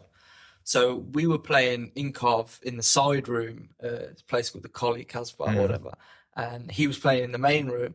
So we're like, right, we'll get a demo, we'll play, and then we'll meet him. And then so we went up, met him, and he was just like, "What's your story?" And we said, "Oh, we're all friends from school. We just love making music." And he just like, "I love your energy. Like, I'm definitely gonna check out this." So he took the demo. And then we went in his dressing room afterwards, because I think I'd left like some of my gear there, and he'd left the demo there. No. So I was like, what the fuck? You cheeky man. So then, you know the night called Prism? Yeah. So they'd opened the Prism in Brighton. Like, it was the opening party, and he was playing. So this is years, and we're talking like 10 years ago, I was like, I'll tell you what, I'll print off staff uniforms and we'll go and pretend we work there. So we did. Me and my mate did. What's you in uniforms? Just getting you in places. I love it. I printed a Prism t-shirt, just walked in, and then walked straight into his dressing room. He was just sitting there with like all his like fans, whatever, family, just listen to like Rick Ross. And I was like, hey, you forgot this. And he was like, oh, you can't just barge your way in. He remembered me. Yeah. He was like, oh, you're playing? I was like, no, you forgot this, man. Like, you left it on the side. And he was like, you can't just barge in. That's guerrilla marketing if I've ever seen it, by the way. But then I went in again, he'd left it again. Oh. So we just sort of like trashed his dressing room drunk and then left. Saying low, if you're listening, it wasn't us. Yeah. Oh, no, it was. Yeah. I'm going for it. That's so funny. Yeah. How did it go? How was that journey with the band? Brilliant. Yeah. It was a shame that it sort of ended. Like, I don't know how, but yeah. Things just fizzle out, don't they? I think you'd be like, I think you go through like a 3-year period in life where you reinvent yourself almost. And I think, you ever thought about doing it again? I still play, yeah, but just too busy to write. You're a dad now, so we play. We write music and stuff, but it's it's just hard balancing everything. So, do you wish you had the technology you have now back then? I think it's about the same. I think there's so many factors to making it, isn't there? Right place, right time. Obviously, the music's got to be good, and it's so hard. You just got to graft. I'm not sure about the good music anymore, to be honest. Like, some of the stuff coming out, but like I've seen some of the best bands just that we've played with, and they just fall off. Yeah. It was like 50, 60 people, and never heard from them again. So I know what you mean, but it's knowing how to market yourself. It's who you know as well. Like so much who you know. Like, not to take anything from Fred again, but like to have, he obviously makes amazing music, but to have Brian Eno as your tutor, you're obviously just going to do better, aren't you? Do you know what I mean? Like, apart from a kid that's just come into a band and it's 4 of his schoolmates, and Fred again's been taught by Brian Eno since he was 12 years old, it's just going to be a very different outcome no matter what. I think it's just who you know, and it's. I think if you really want it and you're willing to put 20 years into it, there's got to give. Again, though, it's like the sacrifice. Like you wouldn't make as much money, but like your relationship would probably suffer because of it, because you're pushing it. And it's like, it's the decision I've made, and it probably has cost me my relationship. But like, I do want to say as well, like, she supported everything and she was there. She owns it just as much as I do, I think. It's just weird. You just have to choose, don't you? Yeah. It's one of those. I'm choosing this, whether it's the right decision or not. We'll see. Time will tell. But you've got to follow your passion as well, though. You know, because living with regret is the worst thing you could do. I'm aware. I'm so aware of that. That like, would I regret this in 10 years' time? That I had this opportunity to do this. Yeah. And I think you get disdain in the relationship from that as well, and it's just sort of So, got to choose it. Little did I know this would become like a therapy session, but not come here for this. Sorry. We didn't mean to. I just sort of got here. It's like, have you seen the Steve Bartlett podcast? They seem very therapy. How are you? No. How are you? How are you? What does that even mean? Like, how are you in yourself? Like, I do want to get. I did want it to be sort of where we're sort of like tackling. We're getting personal about things, but not to a point where it's like I'm a psychiatrist. Psychiatrist something now. No, definitely not. But I think my emotions are so intrinsically linked to SNAFU that it's almost like a love almost. So, and I think it's the same for you guys. I can see it in Seatlab that everyone around it cares about it so intrinsically. It's almost like a little baby. So I think that it's important to talk about, because I think a lot of people just potentially see me as like this idiot that just runs events, but like there's so much more behind it. It means so much more to me. It's like, it's a representation of my brother. It's a representation of like my life. It's a representation of things that I enjoy, and I somehow make money from it. Like it's probably the same for you guys. Like, I think you'd be surprised. Obviously, you said, "Oh, you just think some idiot that runs events," but I think I know most of them do. I can tell you most of my team think like, well, I'm not sure. Well, I'll let you know what they say. But like, I think you'd be surprised. I think people from the outside, probably looking into what you do, are probably like, "Oh, he's doing amazing." Yeah, I think that it definitely is something, but like they don't see all the shit that goes into shit behind it. They just see the polished end result. I think that's the danger of the danger of social media, that a lot of people text me being like, "So glad you're doing so well," but like little do they see like HMRC text you about like repayments you need to make, and you're like, right, okay, and then you're worried about how you're going to pay for the next show, and then they see all of the stressor that's building up in your life, and they see how it affects all the relationships in your life, and yeah, they don't see it all. They don't see the genuine blood, sweat, and tears that go into it. They just see a sold out show. Yeah. Which, yeah, it's not all. It's definitely not all that. It's definitely. That is the That is the problem with social media, though. It's just because why would I shout about the fact that something's not worked or my biggest failings? Because everyone's like, what's he doing that for? But like, yeah, you only shout about the best things, don't you? I know the word normalised is like overused, but it should be normalised, shouldn't it? I think the struggles. I think Be Real tried. Yeah. But it's just not worked out that way. Like everyone just saves their Be Real now for the most fun part of the day. But everyone just wants to brag about how great. Yeah, we were chatting about LinkedIn earlier. It's so funny, but it's weird. It's a necessary evil, and I think SNAFU has to pretend. It's definitely fake it till you make it. SNAFU has to pretend to be this huge brand that sort of supplies it to the masses, and when it's not, just it's me and Lily. Yeah. And then it's a few people around but everyone's doing the same thing, so yeah, it's necessary evil. I think. Yeah, I agree. I think I'm just realizing it, and I think part of the purpose of this conversation as well was to personalize SNAFU a little bit more than it is already, and certainly personalize Seatlab. But like, yeah, it's not all that it appears. Yeah, there is downsides to it, and you definitely hear it with like. I met Sasha Lord like 3 weeks ago. Like, he's very good at this. He's very good at the story behind him. Although he's now a brand within himself, isn't he? Where he tells about like when the bailiffs were coming around and like all the blood, sweat and tears he's put into it and stuff like that. And I think, yeah, it's important to know. It's not everyone would just see Warehouse Project, this amazing thing that it is, but he's suffered so much to make that.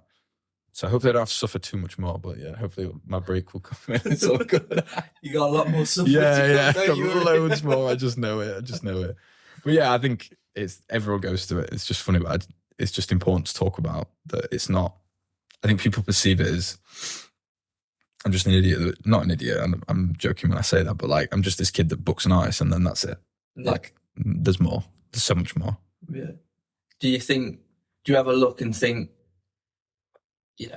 could you do anything else? Do you ever think, it would have been cool if I ever did this or did that, or is it just all music? Is there anything else that you think that you feel like you're missing out on, or it's career or? No. Well, no. Just like I couldn't. All the things that I think I've got skills in, like I can do. Like I mean, you actually picked apart our website, but I can make a website now, and I can do graphic design. Like, everything you see SNAFU related is me. All the marketing, everything. It's all just one person. Then Lily helps so much for everything, but it's just sort of me that does it all. All the skills I've learned from all of that is because it was for me. Whereas if I worked for somebody else, I've really struggled with authority. Like I've really struggled with it. Probably why I'm in this industry, because it's sort of outlawed, isn't it? Really, but like, no, I couldn't picture it all. But obviously, after the breakup with Neve, like, I think the issue was like geography and stuff like that, and I've really questioned whether I was making the right decisions in life. Like I could, I've got a master's from Durham that I could go and could hopefully walk into any like graduate job and in 10 years time be earning X amount. But yeah, that would be a failure for me, I think. So no, I couldn't picture doing anything else. You'd probably try it, and then after probably less than a year, you'd realise that it's not fulfilling because you've done all this stuff now, and you've had all this fulfilment. And although it's very hard, like nothing in life, is easy, and the best things are the hardest things. Yeah, so for sure. The fact that you've had this fulfillment, you'd probably feel comfortable knowing that you've got this stable income and everything, but it's just like there's no fulfillment. It's a double-edged sword, isn't it? Yeah, it's like stable income, but I'd hate it, or completely stress about how to make this work for eternity now. Like, I think that it's an issue as well, because if I never did this, I might have been all right. But now I've done this and it's gone so far, I can now never go back. It's like I'm too far down the road to ever turn back now, I think. So it's like do or die, really. Yeah, think that's the same with me. Yeah, definitely. Well, I think, definitely for you now. Yeah, you like... Just anything, like, whatever I do now, it's like, it has to be sort of on my own terms. On your own terms, yeah. Otherwise, it's just like, what's the point? Yeah, what is the point of doing it? I think I don't know where it comes from within me, but I just can't be told what to do. Like, I just hate being told what to do. Like, just let me do it. I'll do it my own way, and I'll do it my own time. Don't tell me what to do. Which is probably just arrogance from my end, or like a big ego, or there'll be something intrinsically wrong. But like, yeah, and I think maybe you're the same in that way, that you've just always done it on your own. It's just I don't know what it is about it. I think it's being a creative, and I think everyone has that ability. So I think if you have that ability, you need to take advantage of it. Yeah, I find we had this conversation about creatives and like, what is a creative? Because it can mean everything, because everyone is creative in a way, but I think the people that pursue it are a different kind in that sense. Like, who is a creative and what is it? Like, would I be a creative? I'm not sure.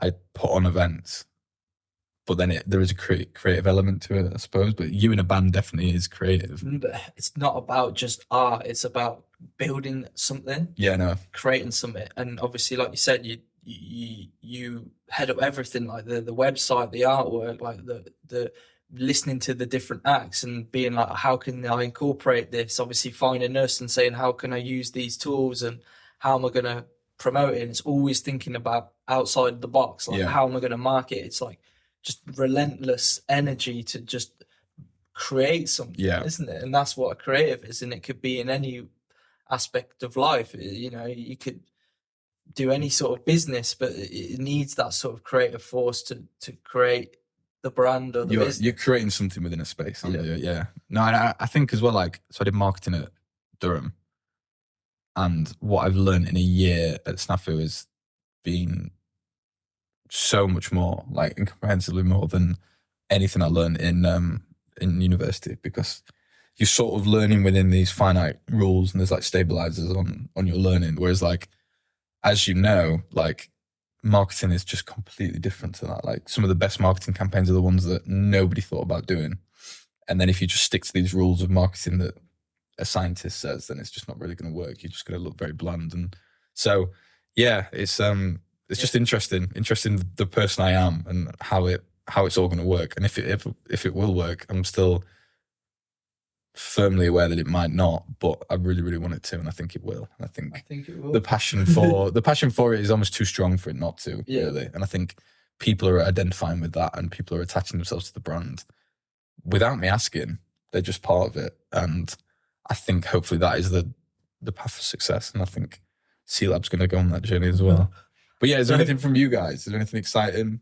And there's things you can't quite remember. I think at the minute it's like all under wraps, but yeah, we've got loads of exciting stuff. Obviously, we're gonna have a new whole front end done, so it's just gonna look amazing. And yeah, we just got some big names that we're sort of in discussion to get on the platform. Nice. I think we're just gonna keep doing these sort of like podcasts. I really want to just get people like you in, creatives, and people that are pushing the boundaries of music and events and stuff like that. I think it's been great, hasn't it? So yeah, I really enjoyed it. But good, I'm excited to see what you guys have. Yeah, and hopefully I can tag along to Lost Village and experience it all again. And but yeah, I'm very excited for what's next, and I think Seatlab is definitely part of our journey. Yeah, my journey through it. SNAFU's part of ours. as well. Yeah, for sure. And I think I just wish people knew what it was, or wish people had the connection that I did. I want people to see what happened at Lost Village on like a mass scale, so people can identify with it that way. And hopefully we're the ones to do it. Just need to break this sheeple mentality where everyone just goes to one ticketing platform. Yeah, I think we can't assume that everyone will just get it. You've got to, like you said, marketing's hard. It's about communicating a product in a way that's simple, and I don't think ours is. And then force feeding just our features and what we do is not really what we're about as well. And people don't want that. They just want to experience something great. So the journey will. I think as well, like NFT maybe don't know whether I should say this or not, but maybe NFT is like a buzzword for certain people that they're just quite scared of and they don't know what it means, and or maybe they know what it means, but there's such a stigma around like people selling like Bored Ape for tens of millions of pounds, and they're just like, why would a ticketing company have anything to do with this? But and I think maybe I did it first, but then you sort of see where the dots connect and you go, oh, that makes sense. Like this is the future of ticketing. So I think we've had discussions numerous times in the office about ditching the NFT altogether, because we don't need to explain that it's an NFT. And it has so much negative like connotations. They think we're damaging the environment and we're selling monkey pictures for it. It's just so because it's just like that was what came out of the boom of it. It wasn't anything great, to be honest. The NFTs, I can say like, everything that happened in the NFT space was not amazing. No. I think that the technology is amazing, but the use cases for it are just terrible. I think we either stick with NFT, educate people, and try and change the whole conversation, or we just ditch it and then we just stay the tickets. But you get all these different things and perks or whatever, and well, I'm not sure. I'm not going to tell you what to do, but like, I'm sure you'll reach that decision when you're ready. But where did Seatlab come from? Seatlab, me and Ryan have been sort of doing ticketing for 4 or 5 years now. We started doing ticketing for different promoters, football teams, and then I started just looking into cryptocurrency, NFT technology, and then I just bought a few just random things.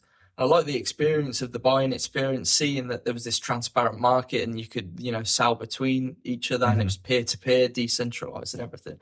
So I sort of grasped the tech and then thought, this would be great for ticketing. So started, piecing it together, the ideas and stuff, and then realized that we can do on-chain ticketing.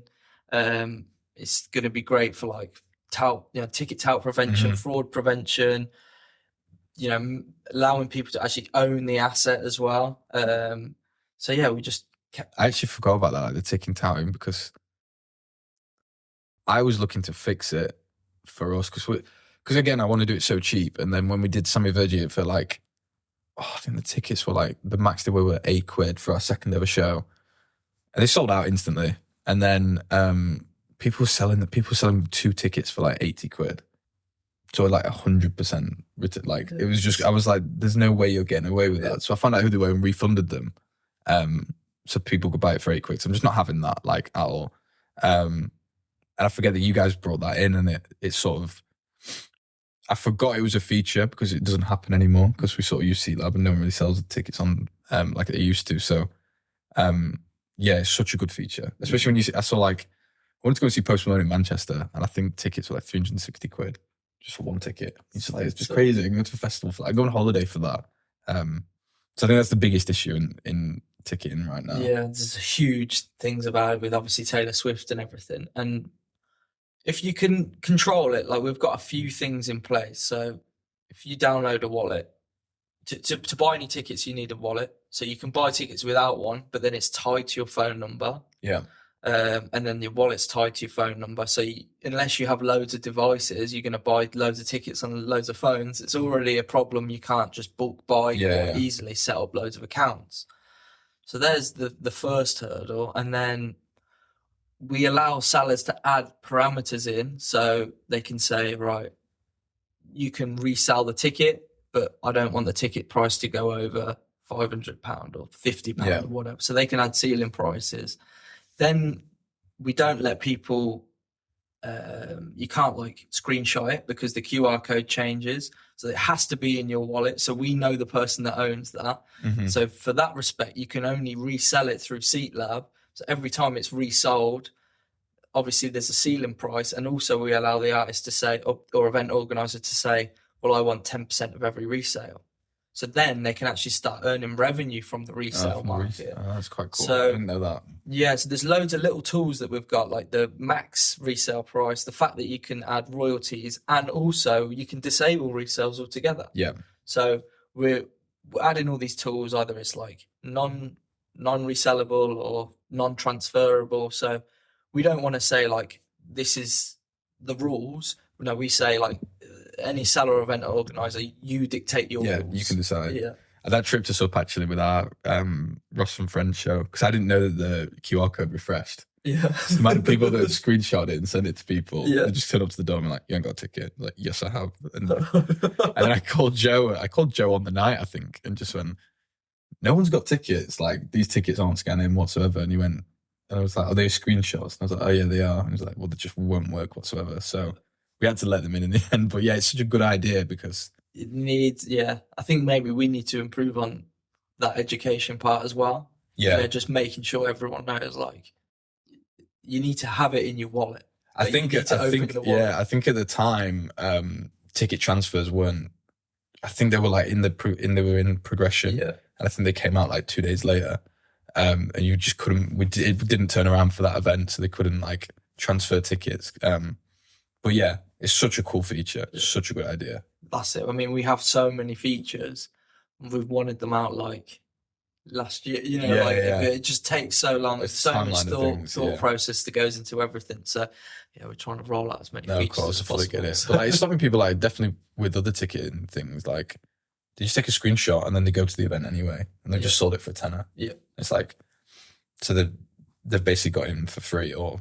Yeah, it's just a mess. It's a real mess. I remember emailing a certain ticket company and being like, this is an issue. And they just went, isn't it a good thing that you're selling out? Isn't it a good thing that people are reselling tickets? I was like, no, it's not. It's just not.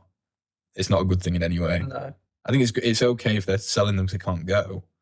It's like a whole, they say like the crypto is the Wild West, but like it is like the Wild West, like the resale market, because it's just free for all. Yeah. And that money is in the hands of people that have nothing to do with events or the artists or anything. Like it's crazy how bots buying them as well. That's the thing. Like it's not actually humans buying the tickets. So it's just the bots. real profits are made, with these bots and touts. They're making huge money off the back of other people's success. Yeah, we saw it. My dad wanted to go and see Def Leppard. I don't know why he did, but he did. Because I don't like them in any way. But they were doing a show in Leadmill, which is like an iconic venue in Sheffield. But they're like an arena band, aren't they? Def Leppard, they're massive. And they all sold out within 2 seconds. And you just think, there's not enough people there. There's clearly bots that have done it. And then you've seen it in like Sheffield forums just being like, Def Leppard tickets. I think we're 80 quid anyway, which is pretty expensive, but it's only like an 800 cap venue. So it's like, you're paying for a really good experience. And they're on sale for like 200, 300 quid now. You just think, for people like my dad who doesn't understand technology, like he's just been completely kicked out and to the side. He didn't know you could refresh Google on your phone. Yeah. He just went, you just have to click the link and then that's it. And he was like, no, Dad, you can refresh it on your phone, So like, it's just kicking certain people away. And a lot of people that understand the technology of bots and stuff, they're just reaping so many rewards of profits and stuff. That Foo Fighters, the Taylor Hawkins tribute concert, and they had like all the different bands on. So I went to that, but I was the same. Like it sold out in like 2 seconds or whatever. So I was there on the minute, and then as soon as I clicked go, it said like you're in a queue. But I had like 100 tabs open. So I literally clicked refresh on all of them, and then I got in, and then I managed to get tickets just for like me and the family, but. Yeah. And what size was the arena? That was Wembley. Wembley. So what is it? Is it 80,000 or something? Yes. So like, but I refuse to believe 80,000 people were on the website on the minute. Well, you don't know, do you? But like, I just don't believe it. But yeah, no, there was definitely bots in there. Yeah. And it was bottable, for how I could just have 100 tabs and click refresh and a few of them worked, that could be like simulated. Yeah, easy. Millions. Yeah. Million times definitely. Over. And they did sell for like 10 times the price. Yeah, that's crazy. I'm glad people are realizing it. Yeah. For sure. There's a few companies like that are solving it or trying to solve it as well. So yeah, there's a few companies in ticketing working to do that. But we're trying to do a bit of everything. We're trying to do the collectibles and the ticket touts. I think you're doing so much of the same all at once. But I think, you're pushing that trend. You're driving that trend, and I think that'll pay dividends because I love the fact that it's just all in the wallet. Like I can see every single event I've ever been to, all in one wallet. It'll be there for life, and Yeah, it's such a good feature. Once we do profiles as well, so you could have like seatlabnft.com/snafu, or like your personal wallet, like Brettan, and then you'll have a wall like similar to Instagram where you can post things. No, your wall will be like a public wall of all the events you've been to, so you can be like sort of like a flex, isn't it? You can say, oh look, I went to all these events, I own all this stuff. Really, are you going to put like attached photos to the event?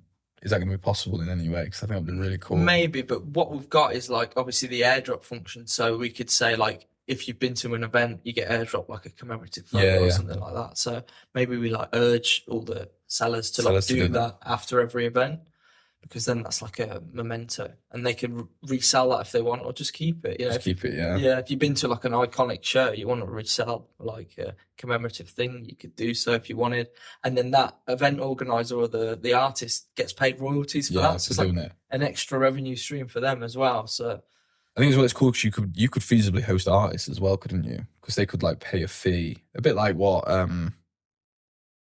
just left me for now. I'll come back to that, but like they pay a fee to be like a Prime member, and then they just get all this content through you as well, which I think is really cool. Memberships. I think Christian was talking about it. I don't know if he's fully done it yet.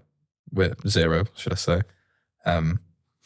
Really cool. We've got this idea of the immersive fan pass, and it's just basically like a fan subscription, but how they work currently, you just sign up. It's a whole email thing, isn't it? Yeah. You might get sent a few things in the post, but with this, like you own like a membership card. It's a digital card in your wallet, and then that grants like a key, so you can present this card at an event. It's just a collectible. You scan it in, and then you can claim like T-shirts or a meet and greet or anything. Or you could get airdrop like a exclusive mixtape that's only available to people that are a fan. Or do you know what I mean? So there's loads of things that you can do with NFTs. It's just way better than email and password. Completely agree. Like what we spoke about earlier, it's like emails are just so dead now. It's just full of spam. It's just completely full of spam. The only time I use emails is talk to agents, and that's it. It's like spam or agents. So or log in, two-factor verification. Email and passwords just like what you used to log in, really, isn't it? No, completely agree. But there's one that's coming out. Have you seen WorldCoin? It's like a crypto. No, I'm not in this world at all. I know this is like your world, your domain, but like, it's pretty scary. Like they're doing like a wallet that's attached to your ID, but like we've done phone number. Like they're doing iris, so like you scan your eyeball and then you use your eye to somehow verify that you are this person that has this wallet and transact. So they're trying to get iris operators to basically get people set up with their device so they can scan it and then link their eye to their... What's wrong with face? Or like, I suppose AI could probably generate a face now, can't it? So it's the guy that made ChatGPT. Right, okay. He's now brought this thing out now. Okay, that's weird. So yeah. Is the iris, presuming you just can't generate that? I don't think, you can't replicate it in any way. In any way. That's scary, isn't it? I remember Atoms, I banked with Atom when I was like 12 or 13 or something. And they were the first to do like Face ID, but the technology was so bad. You had to like turn your face like this. You had to do it like for 3 hours before they actually got your face, and then you just do it automatically now. But that's weird. What it just feels weird to me. But it's where it goes, isn't it? It's where technology goes. I thought about it as like a chip in your hand. So like like NFC, where you can just scan. Like you could do that to like verify payment. Instead of having your phone Apple Pay, you just go, "No, I own this." It's in my body. So you just go like that. Yeah, I think that's so invasive, isn't it? That I think a lot of people would be. Could someone feasibly just put like a fake one in, or no, it's not even a fake one. Could someone just like walk past you and just tap? Yeah, just tap. But maybe 50 quid. You'd have to do that and then as like an action. Confirm it on your phone. Okay. Like, do you want to confirm this transaction? I don't know. Yeah, no, it's cool. It's interesting. It probably will go that way. Elon Musk and his microchips and like pigs' heads and stuff. It definitely will go that way. But it's mad that you watch sci-fi films and the most craziest ideas that they come up with usually are the ones that actually happen. Yeah, I know exactly. Like cyborgs and like AI, and you're just like, whatever. Like, how are we going to put intelligence in a robot? Yeah. And then here we are. It's like, right, but we didn't invent the flying car. It's like, the two that you would have thought. You thought the flying car would have been it, not the AI. And then the AI's just around the corner. Yes, AI's just crazy. Yeah. It's going to take over so many jobs. I saw it actually. There was an event that got put up in Durham, and it was obviously an AI generated artwork. Yeah. And I was like, oh, it started. Like, it started then, hasn't So it? Like, our latest singles, the covers AI. yeah, that's what I mean. Like, so like graphic designers will be out of work soon. Yeah. It's just like, because it's so much cheaper. You can pay like a $5.99 subscription to just AI to do it. Yeah. I mean, don't get me wrong. I probably spent about 2 hours prompting it. Yeah, So of course. No, of course. Like, I do understand that. But I couldn't ever generate that work. You know, it'd take me probably 5-10 years of like CGI and like, skill to do that. And it's a bit lazy. Like I maybe could have done that with a lot of time and doing a load of tutorials, but I'm like, no, I'll just do it the lazy way, and I'll just keep just giving it loads of prompts.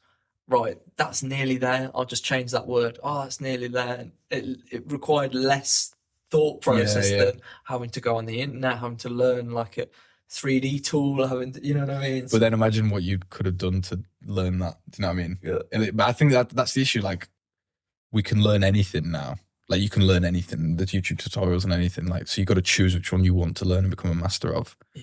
And why would you choose a 3D rendering of a photo or like an album picture if you could just get AI to do it? So yeah, it's interesting where it'll go. I'm not sure where it'll go. I don't think anyone does. No one knows. But that's part of the beauty of it, I suppose. But like, as long as people can stay creative, I think we'll be all right. And I think people will always stay creative. Although I'm seeing like Drake, seeing TikToks of like Drake and like, you know, all the features that he's never done with people. Yeah. And someone's just AI in someone's voice with like AI lyrics, and you're just like, I can't tell. Yeah. Like, you can tell a little bit, but you can't really tell that much. And like, there's gonna be a whole like copyright infringement. Is it copyright? Because it's not actually a human copyright in anything, is it? So it's gonna be interesting. Very, very interesting. There was a band called Breezer, and they've done this album, and then they took the vocal off, and then they got Liam Gallagher, like AI. They just regenerated it. They weren't like, they're not a big band, they're just a small band, and then they just released it, and it just went. Just blew up. But it sounds good. But they're piggybacking off of him, aren't they? Yeah. So they're like his fame, who he did spend years perfecting his craft. So it's like, interesting. Very interesting. For PR for the band, it's great. But everyone's talking about it, and then Liam Gallagher even tweeted, "I sound fucking mega." Yeah. Oh, he's so funny. He's such a funny man. I think he'd be up there, the bucket list booking, to be fair. Like, me and my friend talk about this all the time. Like, they could make so many people happy just by coming back together, but they just refuse. It's just so upsetting. Like, they would make the world happy, I think. I think that year would be a good year because Oasis have got back together, but it's just never going to happen. I mean, I've seen Liam Gallagher at Nebworth, and that was just one of the best shows I've been to. Yeah. So that was just incredible. And that wasn't with Oasis, that was just him. Just him on his own, yeah. Who else was there that year? It was just, obviously, Liam Gallagher, it was Kasabian, I think it was Paolo Nutini. I think Kasabian were pretty good. Obviously, the singer of that band got kicked out. I think he was dealing with like alcohol issues and stuff like that. So, yeah. I heard he beat his wife. Yeah. Well, but they're still together. They had a kid later, so it's like, there's clearly a story there that we'll never know. Yeah, but probably been an ongoing thing. I definitely feel like, but they're good. Serge is good enough to do without him, I think. So he's the creative driving force of the band behind it all. Yeah. He was a great front man, but what happened? It's life, isn't it? Yeah, no, they were there. They were really good. But yeah, Liam was incredible. And then he brought out the guitarist of the Stone Roses who played. That was great. And then I seen Liam when I went to that Foo Fighters Taylor Hawkins tribute. He come on first. Yeah, he's just got such a good stage presence. I don't think his voice is not as good as it used to be, but he still smashes it. Yeah, still smashes it all the time. Yeah, you've got a festival here, haven't you? Godiva. Yeah, I believe. Godiva, is it Joe that runs? No, Joe doesn't know. There's two Joes in your team, isn't there? Yeah, Joe's helped with bookings with a lad that we know called Sam. A really sound guy. What's that like as a festival? Yeah, it's good. So it's gone paid now. So it was a free festival. It's quite family orientated because it's run by the council, but they've had some good bookings. And I've I played there years ago with the band on the main stage. Nice. That was like one of the best Yeah, shows. I can I've imagine done. that was a lot of fun. Everyone you know was there as well. Yeah. Like, everyone in the crowd. We played with the Wombats and a band called Don Broco, which is like a Yeah. band, yeah. So they watched our whole set. They just stood there And just watched it all. Yeah, and it's so- like, I've idolized these people. Yeah, Yeah, I feel like that's likened to me like a little bit, because with the DJs, like they're watching your show, like it's your show, and then they're like just waiting in the sideline. So I fully get that. Interestingly, it was done by the council. Very similar to like there was one, I don't know if Tramlines in Sheffield was sort of like a council initiative festival, and then it's gone massive now. We've got like Sam Fender and that playing. And I think if I was to do one, it would go down that similar route of like the family orientation with stuff. So just interesting. I think we've been invited this year. I don't want to say because I don't know if Joe sent a ticket yet, but like I think Joe said we can come along and like we were going to do some recording, like video recording of some of the DJs. So that'd be good. I might see you there. Yeah. We'll see. Maybe. In the family. Yeah. Yeah, no, it's been around forever. You know, Godova, and there's been some acts not great, some great. Oh, yeah, well, That's what that's I life, think isn't you it? got to please everyone though, haven't you? I think. Yeah. Touch wood, we've not had a bad one yet. Or in my opinion. But touch wood, there's still time. But yeah. That's fine. I'm trying to think, is there anyone? Now I've said that. No, there isn't. They've all been good. They've all been really good. But yeah, I'm not sure I've pushed it. I've pushed it as much as I could with underground acts. I think that's the next step. Push somebody that's not actually made it or like had a big single. So yeah, that'll be it. But yeah. Sweet. Yeah, that's been fun. Yeah, Been a lot of fun. Thank been you. wicked, That was man. easier than I thought it would be. Yeah. I've just seen it's like 2 hours 16 down there. Good time that. I thought we were going to get to half an hour and be like, No, twiddling I our can thumbs. chat way too much shit for that.